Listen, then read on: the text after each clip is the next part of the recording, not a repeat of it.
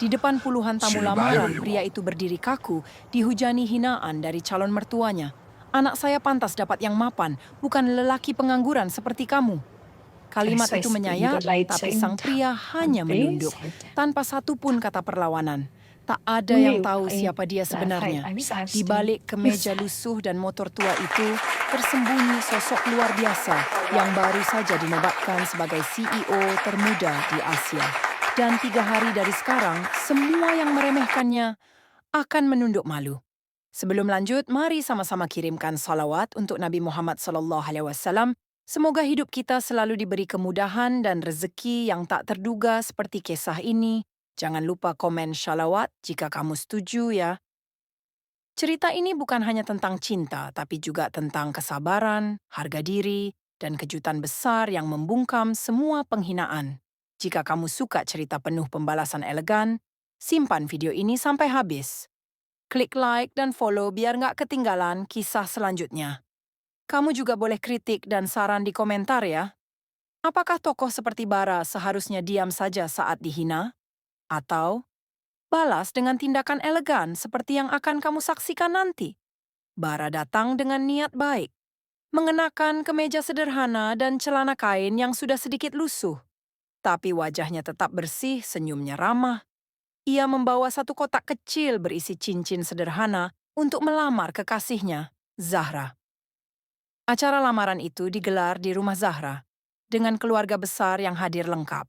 Tapi suasana berubah panas ketika ayah Zahra melihat Bara datang hanya dengan motor bebek dan amplop kosong tanpa bingkisan.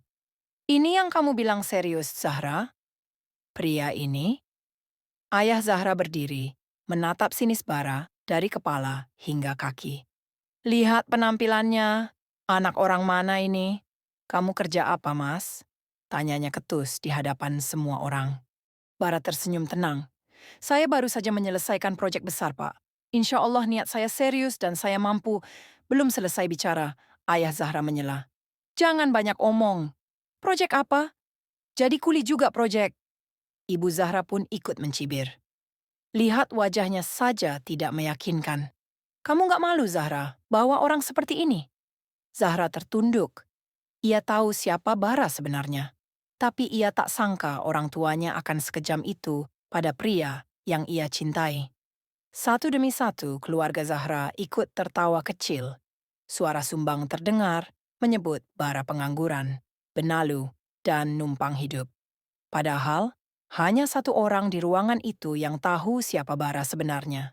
Zahra. Zahra pernah diam-diam melihat Bara keluar dari gedung pencakar langit di pusat kota. Tapi ia tidak pernah membahasnya. Bara selalu tampil sederhana. Bahkan ke kampus dulu pun naik ojek online. Bara hidup sangat hemat. Semua penghasilannya selama ini, ia tabung, ia putar, dan ia investasikan. Tapi semua itu bukan untuk pamer, melainkan untuk masa depan yang sudah lama ia rancang diam-diam. Setelah hinaan yang panjang, ayah Zahra melempar satu kalimat pamungkas. Saya tidak izinkan pernikahan ini, kecuali kamu bisa buktikan kamu pantas. Minimal kerja tetap dan gaji tetap. Bara menunduk hormat. Tak satu pun kata keluhan keluar dari mulutnya. Ia menggenggam tangan Zahra, menatap mata gadis itu, lalu berkata, "Berikan aku waktu 3 hari. Setelah itu, jika kalian masih menolak, aku tidak akan ganggu Zahra lagi." Semua tertawa. 3 hari?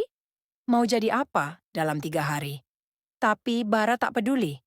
Ia pulang naik motornya yang tua, melintasi gelap malam dengan senyap. Namun dalam hatinya, badai besar sedang bersiap. Besok paginya, kantor pusat PT. Ventraco Asia digegerkan oleh berita internal. CEO baru resmi ditunjuk, dan pria itu adalah Bara Prasetya. Di usia 27 tahun, ia menjadi CEO termuda perusahaan teknologi terbesar di Asia Tenggara. Dewan direksi memang sudah lama merencanakannya. Bara adalah lulusan luar negeri yang menyamar bekerja sebagai staf biasa demi memahami sistem dari bawah. Selama ini, Bara memang tak pernah memberitahu siapapun tentang latar belakangnya. Bahkan Zahra pun tak tahu kalau dia diam-diam pemilik mayoritas saham perusahaan tempat dia dulu magang. Hari itu, Bara datang ke kantor dengan mobil listrik mewah. Semua staf membungkuk memberi salam. Ia hanya tersenyum. Terima kasih atas kerja keras kalian. Mulai hari ini, kita bersiap ekspansi besar-besaran ke Asia Timur.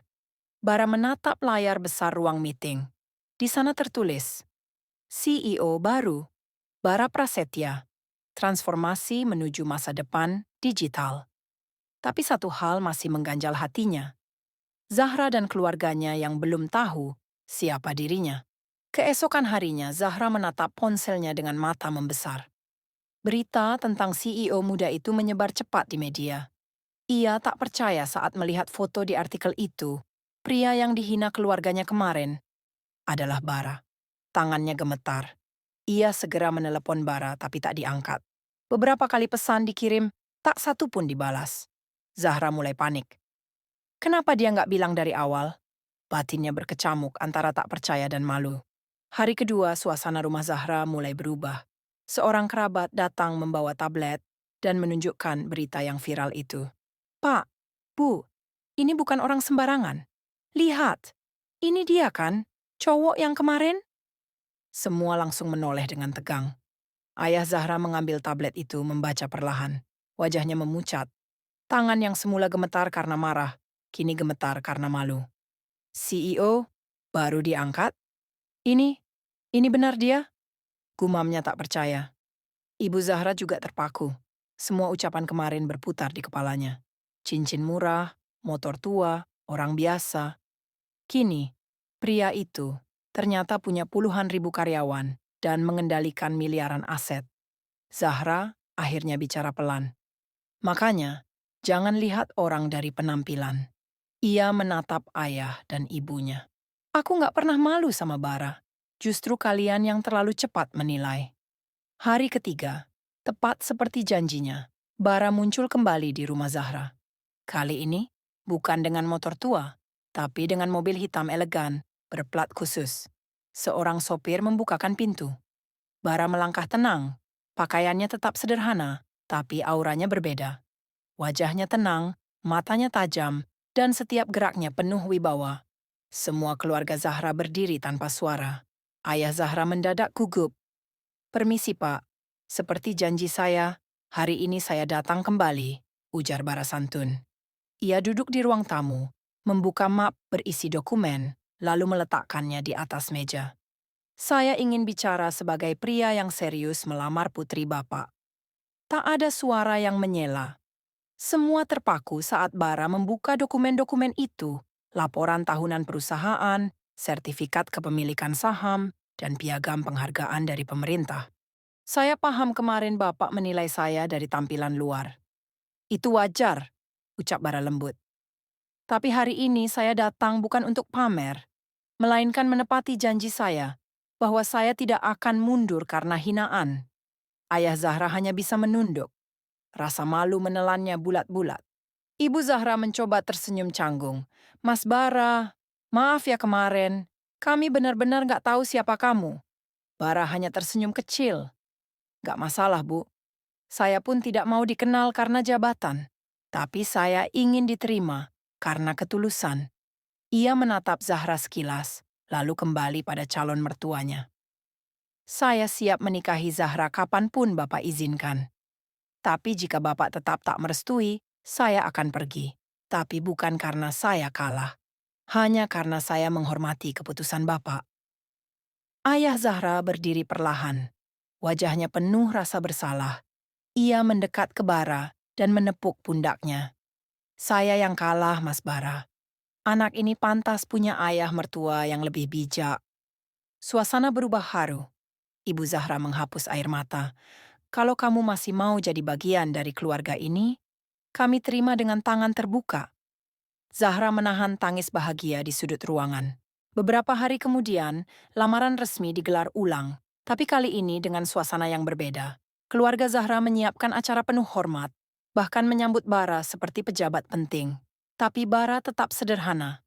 Ia datang hanya membawa satu kotak kecil yang sama, cincin kemarin, yang sempat ditertawakan. Saya tidak ganti cincin, karena dari awal inilah lambang niat saya, ujarnya di depan semua tamu. Tepuk tangan pun pecah. Tamu-tamu yang hadir kali ini berdiri, memberi penghormatan. Ayah Zahra bahkan menyempatkan diri memberi sambutan yang menyentuh, mengakui kesalahan, dan meminta maaf atas penilaian buruknya dulu. Saya belajar dari menantu saya ini, bahwa orang besar tidak selalu tampil megah. Kadang mereka justru hadir dengan kesederhanaan yang membungkam segala kesombongan. Setelah lamaran, Bara kembali disibukkan dengan perannya sebagai CEO. Ia harus terbang ke Tokyo untuk pertemuan dengan investor. Tapi kali ini, ia tak sendiri. Zahra ikut menemaninya sebagai calon istri. Di pesawat pribadi itu, Zahra menggenggam tangan Bara. Aku masih nggak percaya semua ini nyata. Bara tersenyum. Yang nyata itu kamu yang tetap bersamaku saat aku dianggap tak punya apa-apa. Di Tokyo, Bara menandatangani kerja sama senilai miliar yen. Media Jepang memujinya sebagai The Silent Visionary. Ia tetap merendah, tapi dunia mulai membuka mata tentang siapa pria muda ini sebenarnya. Setahun berlalu, pernikahan Bara dan Zahra digelar di tempat yang sama dengan lamaran dulu, rumah Zahra. Tapi kali ini, tenda besar berdiri megah, tamu undangan datang dari dalam dan luar negeri. Ayah Zahra menjadi saksi nikah dengan mata berkaca-kaca. Saya bersaksi, menantu saya adalah pria yang luar biasa. Dan saya bangga bisa menjadi bagian kecil dari hidupnya. Pernikahan itu bukan sekadar pesta, tapi simbol dari sebuah perjalanan panjang, dari penghinaan, kesabaran, hingga pengakuan. Bara tidak pernah membalas dengan dendam. Ia membalas dengan keberhasilan dan hati yang besar. Dan itulah yang membuat semua orang segan dan hormat. Media nasional pun meliput kisah cinta Bara. Judul berita, CEO muda yang dulu dihina saat melamar, kini jadi inspirasi nasional. Sosoknya viral, tapi hatinya tetap tenang. Ia membangun yayasan untuk anak-anak muda yang sering diremehkan. Karena saya tahu, rasanya dianggap tak punya masa depan. Ucapnya saat meresmikan gedung pertama. Di akhir pidatonya ia berkata, "Jangan takut diremehkan, karena yang diremehkan justru punya peluang paling besar untuk membungkam dunia." Zahra kini mendampinginya dalam berbagai program sosial. Mereka dikenal sebagai pasangan dermawan yang rendah hati. Ayah Zahra kini menjadi salah satu penasihat yayasan. Dan setiap kali ada tamu datang ke rumahnya, ia selalu berkata, "Saya dulu orang yang pernah meremehkan berlian, karena saya hanya lihat dari debunya." Hidup memang sering memberi kita pelajaran dari arah yang tak terduga. Bara adalah contoh nyata bahwa kesabaran dan ketulusan selalu menang pada akhirnya. Dan kini, setiap kali ada orang yang bertanya pada Bara, "Kenapa kamu nggak marah saat dihina?" Ia selalu menjawab, "Karena saya tahu, orang sombong hanya butuh waktu untuk menyadari siapa dirinya sebenarnya." Kisah ini menyentuh banyak hati, karena semua orang pernah diremehkan, tapi sedikit yang memilih tetap diam dan membuktikan lewat tindakan. Dan seperti Bara, semoga kita pun bisa menjadi pribadi yang membungkam hinaan dengan pencapaian, bukan kemarahan. Satu pesan terakhir dari Bara. Jangan pernah menilai orang dari penampilan. Bisa jadi yang kamu remehkan hari ini adalah orang yang akan membuka pintu rezekimu esok hari. Dan jika hari ini kamu sedang di posisi diremehkan, jangan patah semangat. Karena saat kamu bangkit dan sukses, semua hinaan itu akan jadi bahan bakar cerita kemenanganmu. Mari kita semua belajar dari Bara bahwa menjadi hebat tidak harus dengan teriak-teriak, tapi cukup dengan bukti yang nyata dan sikap yang tenang. Semoga cerita ini menguatkan kamu yang sedang berjuang diam-diam. Tetap rendah hati, karena kadang dunia paling menghargai mereka yang tak pernah meminta tepuk tangan. Terima kasih sudah menyimak cerita ini sampai akhir. Jika kamu merasa kisah ini menyentuh dan memberi semangat, bantu share ke teman-temanmu yang juga sedang diuji seperti Bara. Klik like dan follow agar kamu tidak ketinggalan kisah-kisah inspiratif selanjutnya. Komentar juga ya, menurutmu, apakah kamu pernah mengalami kejadian seperti Bara? Dan terakhir, jangan lupa bersyalawat. Karena di setiap perjalanan penuh cobaan, salawat selalu jadi penyejuk hati yang paling dalam. Allahumma salli ala Sayyidina Muhammadin wa ala alihi wa sahbihi wa sallim. Semoga hidup kita penuh berkah dan keberhasilan. Seperti kisah Bara hari ini. Malam itu, Bara duduk di balkon rumahnya. Ia menatap langit, mengingat momen-momen saat dirinya hampir menyerah. Tapi kini, semuanya terbayar. Ia bukan hanya diterima, tapi juga dihormati oleh orang-orang yang dulu meremehkannya. Zahra datang membawa 2 cangkir teh hangat. Mereka duduk berdampingan tanpa banyak bicara. Hanya keheningan yang dipenuhi rasa syukur dan kedamaian. Cinta yang dulu dipertanyakan, kini justru menjadi inspirasi banyak orang. "Terima kasih sudah bertahan, Ra," bisik Bara. Zahra tersenyum. "Dan terima kasih sudah membuktikan bahwa aku tidak salah memilihmu." Mereka saling berpandangan, mata mereka bicara lebih banyak dari kata-kata. Di dinding rumah mereka, terpajang satu foto khusus, foto Bara dengan latar belakang motor tuanya di hari pertama ia datang melamar. Di bawahnya tertulis, "Jangan pernah remehkan awal yang sederhana." Foto itu menjadi simbol bahwa keajaiban bisa datang dari kesederhanaan dan bahwa sikap lebih penting daripada tampilan. Itulah pelajaran terbesar yang ditinggalkan Bara, bukan hanya untuk Zahra, tapi juga untuk kita semua. Kini, setiap minggu, Bara dan Zahra menyempatkan diri mengajar di kampus. Bukan soal bisnis, tapi tentang karakter, kesabaran, dan menjaga hati saat diremehkan. Yang paling penting dalam hidup ini bukan soal seberapa cepat kamu sukses, ucap Bara di depan mahasiswa. Tapi seberapa kuat kamu bertahan saat kamu dianggap bukan siapa-siapa. Di luar ruangan ada tulisan besar terpajang di tembok kampus tempat ia dulu kuliah. Terinspirasi oleh Bara Prasetya, dari yang diremehkan menjadi yang diteladani. Waktu terus berjalan, tapi cerita tentang lamaran yang dulu penuh hinaan kini menjadi kisah legendaris yang terus dikenang. Banyak orang datang hanya untuk mendengar langsung kisah itu dari mulut Bara. Ia tak pernah menutupi masa lalunya. Justru ia ceritakan semuanya dengan jujur. Karena ia percaya, kesakitan hari kemarin bisa jadi kekuatan terbesar hari ini. Asal kita tidak membalas dengan kebencian. Ayah Zahra kini bahkan sering mengisi seminar bersama menantunya. "Kalau saya dulu menilai dari pakaian, sekarang saya tahu isi hati jauh lebih penting," katanya sambil tertawa di atas panggung. Setiap kali Bara ditanya, "Apa rahasia suksesmu?" ia selalu jawab dengan kalimat yang sama. Diam saat dihina dan buktikan dengan prestasi. Bukan karena kita lemah, tapi karena kita percaya waktu akan bicara.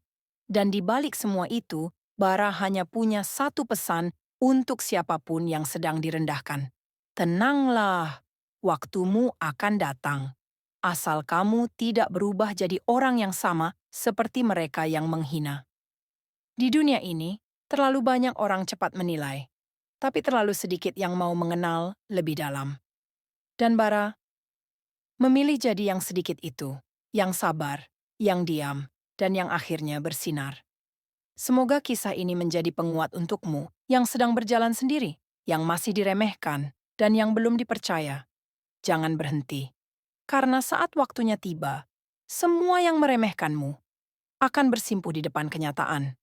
Dan saat hari itu datang, tersenyumlah. Bukan untuk membalas, tapi untuk mengingatkan mereka bahwa yang dulu mereka sepelekan ternyata adalah anugerah yang mereka hampir sia-siakan.